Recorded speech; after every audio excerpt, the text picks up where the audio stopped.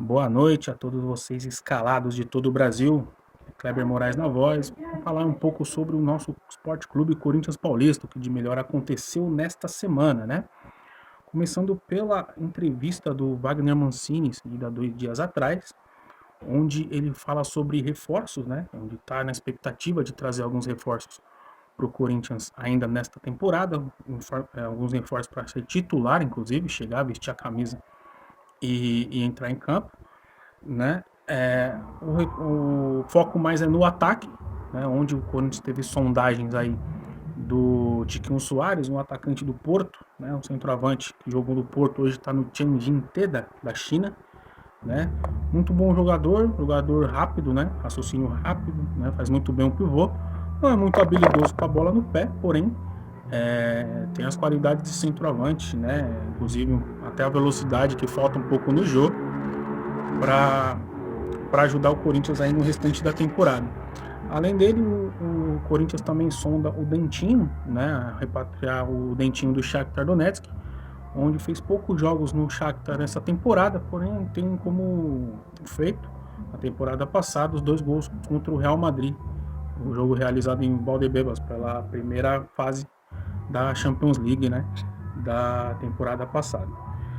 Esses são os únicos rumores que o Corinthians tem para chegadas, né? Saídas já tem algumas, além das confirmadas, né? Tem uma pequena lista de dispensa feita pelo Wagner Mancini, onde tem o Michel Macedo, que está com uma proposta de um clube do Japão, né? O Matheus Jesus, ele já fechou um empréstimo com o Juventude, né? Além do Marlon, Jonathan Cafu e Volta, que foram para o Cuiabá, como citado anteriormente.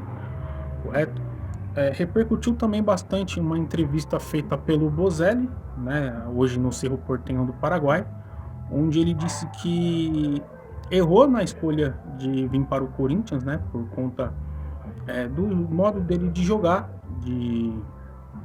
do esquema tático do Corinthians. Quando chegou o Thiago Nunes, ele até evoluiu um pouco, fez bastante gols no início da temporada, incluindo o Florida Cup, e na pré-Libertadores contra o Guarani foi um dos poucos que se salvaram ali pelas atuações, mas como não se encaixou na filosofia do clube, né, ele afirmou que errou não pela instituição, porque ele mesmo disse que quando o Corinthians e Flamengo têm propostas, você deixa os outros dos times brasileiros em segundo plano, e foi isso que ele fez, né?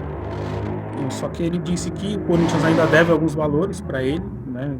É um valor bem alto. Porém, ele, apesar de tudo isso, se desgrata pela torcida e que realmente se arrepende de ter vindo pelo Corinthians pela forma de jogo, pela filosofia do clube, onde ele não se encaixou, né? Referente a contratações, inclusive você corintiano, se você tiver alguma opinião sobre o que o Corinthians precisa, as posições que o Corinthians precisa, ou quem você traria para reforçar o Corinthians, deixa aqui no comentário, né, para dar uma fortalecida aqui para nós, tá? Eu acho que o Corinthians precisa primeiro de um lateral esquerdo para competir com o Fábio Santos, que já está numa idade um pouco avançada. Tem que ver como o Danilo Avelar vai voltar de lesão, né? O Danilo teve uma lesão séria depois do gol que fez contra o Santos, né? Na jogada seguinte ele acabou se machucando, né? Acabou o ligamento do joelho, né? O lateral esquerdo, e principalmente jogadores de ponta, né? De ponta referente ao ataque, caso queira jogar no 4-3-3, né? Tivemos a perda do Matheus Vital, né? Teve que fazer uma cirurgia com um mês parado. Provavelmente essa parada referente à pandemia vai ajudar a recuperá-lo, a recuperar também a forma física do Casares, que desde que começou a nova temporada não vem apresentando aquele futebol, né, de quando chegou no Corinthians. Alguns outros jogadores também se recuperando de lesão, como o próprio Fagner, vem sendo poupado de alguns treinamentos para que quando volte os jogos, porque o Corinthians teve 3 jogos seguidos, e isso, querendo ou não, acaba atrapalhando quando tem só jogos ou só treino. Então é uma forma de recuperar os jogadores também, né? Porém, assim, como a situação financeira não ajuda muito, devido à nossa gloriosa gestão do André Sanches, né, que acabou fazendo um monte de, desculpa a palavra, mas um monte de groselha na administração do Corinthians, principalmente na sua segunda passagem, né? Hoje a dívida do Corinthians chega a praticamente R$1 bilhão, o que é muito, porque não está contabilizando a arena.